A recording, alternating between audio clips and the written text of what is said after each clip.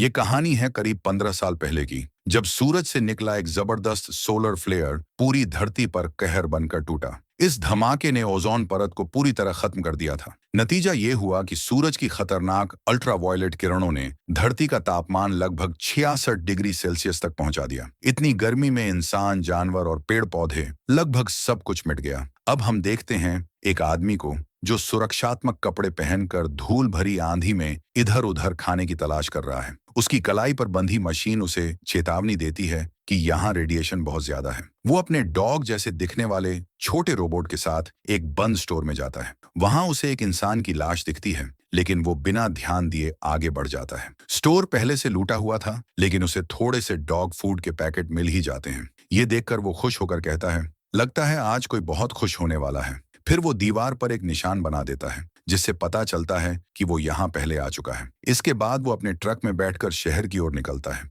रास्ते में खड़ी गाड़ियों को धक्का मारते हुए वो मस्ती मस्ती में गाड़ी चला रहा होता है, लेकिन तभी उसकी डिवाइस फिर से बीप करने लगती है और सामने से एक बहुत बड़ा धूल का तूफान आता दिखता है। वो तुरंत ट्रक घुमाता है और तेजी से अपने ठिकाने की तरफ भागता है और आखिरकार वक्त रहते वो सुरक्षित पहुंच जाता है। अब हम जानते हैं इस आदमी का नाम फिंच है। पहले वो एक बड़ी रोबोट कंपनी में इंजीनियर था और आज उसी पुरानी फैक्ट्री में अपने डॉग और एक छोटे से सहायक रोबोट के साथ रह रहा है। फिंच अपने डॉग को खाना खिलाता है और फिर लेबोरेटरी में चला जाता है। वहां से वो कुछ जरूरी किताबें निकालकर उन्हें स्कैन करता है।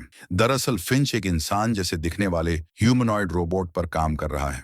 वजह यह है कि फिंच एक खतरनाक बीमारी से जूझ रहा है और उसे पता है कि उसका वक्त अब ज्यादा नहीं बचा। इसलिए वो चाहता है कि उसके बाद कोई तो हो जो उसके प्यारे डॉग की देखभाल कर सके।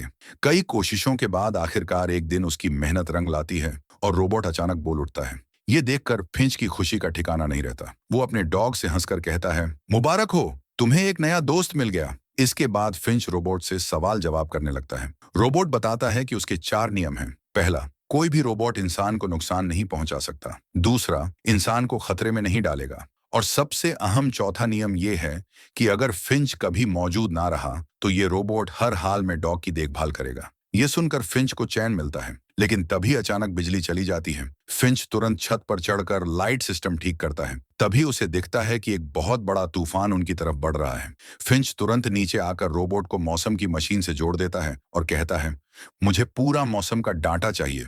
रोबोट बताता है कि तूफान अगले 24 घंटे में यहाँ पहुंच जाएगा और बेहद खतरनाक होगा। इतना ही नहीं, ये तूफान करीब 40 दिन तक चलेगा। ये सब सुनकर फिंच और ज्यादा परेशान हो जाता है, क्योंकि अगर वो यहीं रुके तो शायद जिंदा नहीं बच पाएंगे। इसलिए वो तय करता है कि अब उन्हें यहाँ से निकलना ही होगा। नक्शा देखकर फिंच सोचता है कि पश्चिम यानी वेस्ट दिशा सबसे सही रहेगी। वो अपने डॉग गुडियर से कहता है, हम सैन फ्रांसिस्को जाएंगे। अगर किस्मत साथ दी तो वहां हमें खाने और रहने की जगह मिल सकती है। लेकिन तभी फिंच की नाक से खून गिरने लगता है। ये साफ इशारा था कि उसके पास ज्यादा वक्त नहीं है। अब उसे जल्दी करना होगा। वो रोबोट को तैयार करता है, लेकिन तूफान आने से पहले उसमें सिर्फ 72% जानकारी ही डाल पाता है। यानी रोबोट अभी अधूरा था और उसे बहुत कुछ सीखना बाकी था। फिंच उसे चलना सिखाता है। जैसे जैसे फिंच कदम बढ़ाता है, रोबोट उसकी नकल करता है और धीरे धीरे चलना सीख जाता है। इसके बाद फिंच खाने पीने का सामान और दवाइयां लेकर अपनी खास मॉडिफाइड वैन में पहुंचता है। ये वैन बाहर की खतरनाक गर्मी और रेडिएशन से उन्हें सुरक्षित रख सकती थी। अब ये तीनों, फिंच, उसका डॉग और नया रोबोट, सफर पर निकल पड़ते हैं। रास्ते में रोबोट खाली और सुनसान शहरों को देखकर मासूमियत से पूछता है, सब लोग कहाँ गए? फिंच हल्की मुस्कान के साथ कहता है, ये लंबी कहानी है, फिर कभी बताऊंगा। कुछ दूर जाकर फिंच एक सुरक्षित जगह पर गाड़ी रोकता है और रोबोट से कहता है, चलो अब तुम्हें बहुत कुछ सिखाना है। सफर के दौरान ये लोग खाने की तलाश में एक पुराने थिएटर में पहुंचते हैं। वहां उन्हें थोड़े से पॉपकॉर्न मिल जाते हैं। फिंच पॉपकॉर्न बाहर प्लेट पर रखता है और जैसे ही रखता है वो अपने आप उछलने लगते हैं। असल में फिंच रोबोट को ये दिखाना चाहता था कि बाहर का तापमान कितना ज्यादा है। इसी बीच सबकी नजर सामने से आते एक बहुत बड़े तूफान पर पड़ती है। फिंच तुरंत वैन स्टार्ट करता है और वहां से निकलने की कोशिश करता है, लेकिन जल्द ही समझ जाता है कि तूफान की रफ्तार इतनी तेज है कि भागना नामुमकिन है। वो तुरंत वैन को एक जगह रोकता है और चारों ओर कीलें ठोक कर केबल से बांधने लगता है। रोबोट भी उसकी मदद करता है। तूफान आने से पहले वो दोनों मिलकर वैन को मजबूती से बांध देते हैं, लेकिन तूफान इतना जबरदस्त होता है कि वैन हवा में उठने लगती है और कई रस्सियां टूट जाती हैं। फिर भी किस्मत से वो लोग बच जाते हैं। तूफान थमने के बाद फिंच बाहर आता है और देखता है कि वैन का एक टायर खराब हो चुका है। ये देखकर वो परेशान हो जाता है क्योंकि स्पेयर टायर तो था लेकिन जैक नहीं था। तभी रोबोट अपनी ताकत दिखाता है, वो अपने हाथ से ही वैन को ऊपर उठा लेता है। फिंच आराम से टायर बदल लेता है। ये देखकर फिंच खुश हो जाता है और रोबोट से कहता है, आज तुमने कमाल कर दिया। अब मुझे लगता है तुम्हें एक नाम देना चाहिए। और फिर वो उसका नाम रखता है जेफ। उस रात वो लोग वहीं रुक जाते हैं। फिंच अपना सूट ठीक करता है और जेफ को कुछ जरूरी बातें सिखाता है। अगली सुबह जैसे ही सूरज निकलता है, वैन की छत पर लगे सोलर पैनल अपने आप खुल जाते हैं।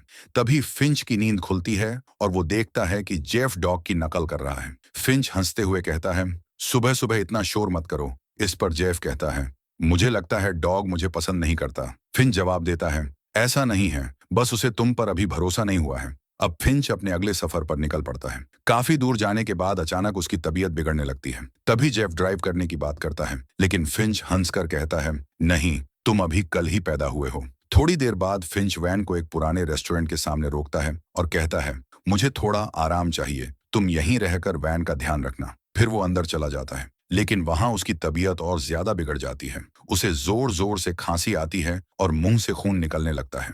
जेफ की आवाज सुनकर गुडईयर भी दौड़कर उसके पास आ जाता है। अब वैन में जेफ अकेला रह जाता है। तभी उसका दिमाग तेजी से काम करने लगता है और वो कूदकर ड्राइविंग सीट पर बैठ जाता है। जेफ गाड़ी चलाने की कोशिश करता है, लेकिन वैन सीधा एक गाड़ी से टकरा जाती है। बाहर से फिंच ये सब देख लेता है, लेकिन बिना यूवी सूट के वो धूप में बाहर नहीं जा सकता था। इसीलिए वहीं खड़े होकर जेफ से चिल्लाकर कहता है, तुम अभी वैन चलाने के लिए तैयार नहीं हो, मेरा सूट मुझे ला दो ताकि मैं वैन तक आ सकूं। लेकिन जेफ उसकी बात ठीक से समझ नहीं पाता और दोबारा वैन को चालू कर देता है और फिर से टकरा देता है। ये देखकर फिंच गुस्से में आ जाता है। वो जेफ को पास बुलाता है और जैसे ही अपना हाथ धूप में बाहर निकालता है, उसकी त्वचा जलने लगती है। फिंच गंभीर होकर कहता है, माना कि तुम कल ही बने हो, लेकिन अब तुम्हें बड़ा होना पड़ेगा। मैंने तुम्हें इसलिए बनाया है ताकि तुम इस डॉग का ध्यान रख सको, क्योंकि ये तुम्हारी तरह धूप में जिंदा नहीं रह सकता। अब फिंच को एहसास होता है कि वक्त आ गया है जेफ को ड्राइविंग सिखाने का।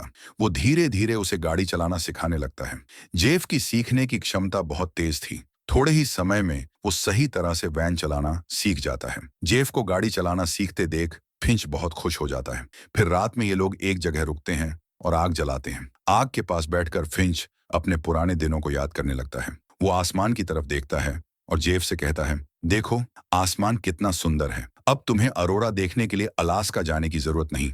तभी जेफ मासूमियत से पूछता है, अगर सूरज की रोशनी इतनी खतरनाक है तो हम रात में सफर क्यों नहीं करते? इस पर फिंच समझाता है कि रात भी सुरक्षित नहीं है, क्योंकि कुछ लोग अब भी जिंदा हैं। वो दिन में छिपे रहते हैं और रात होते ही बाहर निकलकर दूसरों पर हमला करते हैं। ऐसे लोग खाने पीने का सामान छीनने के लिए जान तक ले सकते हैं। ठंडी रात में फिंच वैन के अंदर सोने चला जाता है, जबकि जेफ बाहर आग के पास बैठा रहता है। अगली सुबह अचानक वैन से खांसने की आवाज आती है। जेफ दौड़कर अंदर जाता है और देखता है कि फिंच उल्टियां कर रहा है और उसकी हालत बहुत खराब है।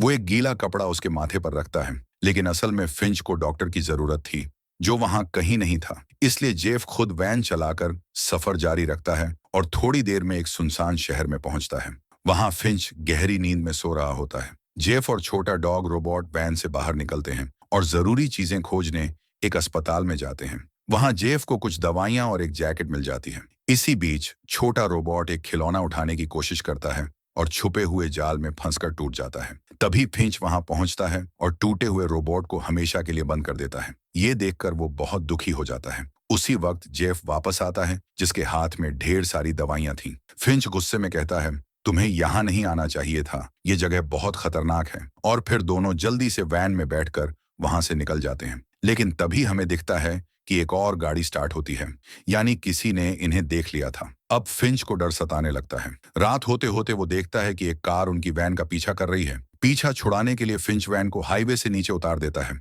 लेकिन जल्दबाजी में वैन पुल के नीचे फंस जाती है और उसके ऊपर लगे सोलर पैनल टूट जाते हैं। ये देखकर फिंच घबरा जाता है और उसके हाथ पांव कांपने लगते हैं। तभी जेफ हिम्मत दिखाता है। वो वैन से नीचे उतरता है और धक्का मारकर वैन को पुल के नीचे पूरी तरह छुपा देता है। जब पीछा कर रहे लोग वहां पहुंचते हैं तो उन्हें वैन दिखाई नहीं देती और आखिरकार वो वहां से चले जाते हैं। इसके बाद फिंच टूटे हुए सोलर पैनल्स को देखकर बहुत उदास हो जाता है। वो जेफ से कहता है, अब शायद हम कभी सैन फ्रांसिस्को नहीं पहुंच पाएंगे। इस पर जेफ उसे हिम्मत देता है, तुम ऐसे हार मत मानो, मुझे तुम पर भरोसा है, हम जरूर गोल्डन गेट ब्रिज तक पहुंचेंगे। फिंच धीरे से मुस्कुराता है और जेफ को अपनी जिंदगी की एक दर्दनाक कहानी सुनाता है। वो कहता है, जब सूरज की खतरनाक किरणों ने सब बर्बाद कर दिया था तो लोग सिर्फ खाने के लिए हैवान बन गए थे। एक दिन मैं भी खाने की तलाश में एक मॉल गया। वहां सब लूटा जा चुका था, लेकिन मुझे किस्मत से नूडल्स का एक पैकेट मिल गया। तभी वहां एक औरत अपनी छोटी सी बच्ची के साथ आई। उनके पास काफी खाना था, लेकिन उस बच्ची के हाथ में बंदूक थी। मैं डर गया और छिप गया। फिंच आगे बताता है, इसी बीच एक आदमी कार से वहां आया और उनका खाना छीनने की कोशिश करने लगा। जब उन्होंने मना किया तो उसने दोनों को गोली मार दी। उनकी मौके पर ही मौत हो गई। मैं उनके पास गया तो अचानक एक आवाज आई। वो आवाज उस बच्ची के बैग से आ रही थी। मैंने बैग खोला तो उसमें एक छोटा सा पिल्ला निकला। इंसानों को भूख ने हैवान बना दिया था और मैं बस एक डरपोक इंसान की तरह सब देखता रह गया। ये कहानी सुनकर जेफ चुप हो जाता है। अगली सुबह वे फिर से सफर शुरू करते हैं। रास्ते में जेफ कुछ पोस्ट कार्ड्स पढ़ता है जो फिंच के पापा ने उसे भेजे थे। तभी अचानक एक तितली वैन की खिड़की से टकराती है। जेफ ये बात फिंच को बताता है और फिंच हैरान रह जाता है।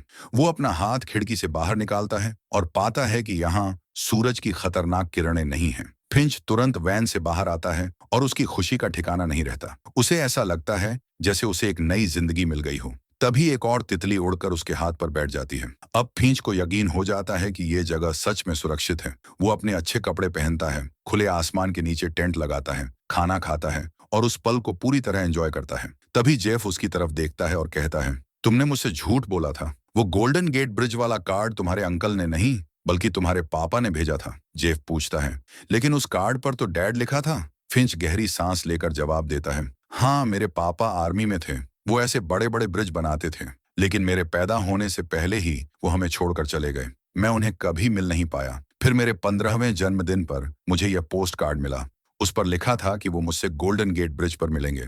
उन्हें इम्प्रेस करने के लिए ही मैंने ये सूट खरीदा था, लेकिन अफसोस हम कभी मिले ही नहीं। फिंच आगे कहता है, मैंने इतने सारे पोस्ट कार्ड इसलिए संभाल कर रखे हैं क्योंकि मैं हमेशा दुनिया घूमना चाहता था, उस ब्रिज की खूबसूरती देखना चाहता था, लेकिन मैं वो कर नहीं सका। हम इंसान भी कितने अजीब होते हैं, जब वक्त होता है तो मौके गंवा देते हैं। ये सुनकर जेफ भावुक हो जाता है और कहता है, कोई बात नहीं, हम अभी वहां चलेंगे और साथ में घूमेंगे। लेकिन फिंच हल्की मुस्कान के साथ जवाब देता है, नहीं जेफ, अब मेरा वक्त आ गया है। तुम बस मुझसे एक वादा करो कि मेरे जाने के बाद तुम इस डॉग का अच्छे से ख्याल रखोगे। जेफ सिर हिलाकर वादा करता है। इसके बाद फिंच अपने डॉग के साथ खेलना शुरू करता है और जेफ को भी शामिल होने के लिए कहता है। लेकिन डॉग अब भी जेफ पर भरोसा नहीं करता और हर बार बॉल लाकर फिंच को ही देता है। फिंच मुस्कुराता है और कहता है, कोई बात नहीं, जल्दी ही तुम दोनों अच्छे दोस्त बन जाओगे। लेकिन तभी अचानक फिंच को खून की उल्टी हो जाती है। उसकी तबीयत तेजी से बिगड़ने लगती है। वो समझ जाता है कि अब उसका आखिरी वक्त आ गया है। फिंच जेफ का हाथ पकड़ता है और जेफ भावुक होकर उसे गले लगा लेता है। ये पल दोनों के लिए बहुत ही इमोशनल होता है। फिंच अब ज्यादा कुछ नहीं बोल पाता। वह वैन के अंदर जाकर लेट जाता है। आखिरी पलों में वह सिर्फ अपने डॉग गुडियर को प्यार से सहलाता है और धीरे धीरे इस दुनिया को हमेशा के लिए अलविदा कह देता है। उधर बाहर जेफ सामान समेट रहा होता है, तभी उसे गुडियर के रोने की आवाज सुनाई देती है। उसी पल जेफ समझ जाता है कि फिंच अब नहीं रहा। भारी मन से वह वहीं पर उसका अंतिम संस्कार करता है। अगली सुबह गुडियर बहुत उदास दिखता है, लेकिन जेफ वही करता है जो फिंच ने उसे सिखाया था। वह उसे खाना खिलाता है, प्यार करता है और उसके साथ बॉल खेलता है। धीरे धीरे दोनों के बीच भरोसा और दोस्ती बनने लगती है। इसके बाद जेफ और गुडियर सैन फ्रांसिस्को की ओर निकल पड़ते हैं। करीब 18 घंटे का लंबा सफर तय करने के बाद आखिरकार वे गोल्डन गेट ब्रिज पर पहुंच जाते हैं। वही जगह जिसे देखने की ख्वाहिश फिंच ने पूरी जिंदगी दिल में दबा कर रखी थी। जेफ और गुडियर पुल पर खड़े होकर उसकी खूबसूरती को निहारते हैं। उस पल में जेफ फिंच को याद करता है और उसकी याद में वह पोस्ट कार्ड वहीं पुल पर चिपका देता है जिस पर तीनों का स्केच बना हुआ था। तभी जेफ की नजर वहां पड़े एक और नोट पर जाती है। उसमें एक लड़की का नाम, एक पता और ये लाइन लिखी होती है, हम लोग सुरक्षित हैं। अगर कोई ये नोट पढ़ रहा है तो हम इस पते पर मिलेंगे। ये पढ़कर जेफ की आंखों में उम्मीद की किरण जग जाती है। वह गुडियर के साथ उस जगह की तलाश में निकल पड़ता है ताकि वह बाकी बचे हुए लोगों से मिलकर एक नई शुरुआत कर सके। और इसी खूबसूरत और इमोशनल मोमेंट के साथ ये मूवी खत्म हो जाती है। अगर आपको यह वीडियो अच्छी लगी हो तो हमारे चैनल को सब्सक्राइब कीजिए और वीडियो को लाइक और शेयर करना बिल्कुल मत भूलना। मिलते हैं अगली वीडियो में एक और धमाकेदार कहानी के साथ। तब तक के लिए धन्यवाद।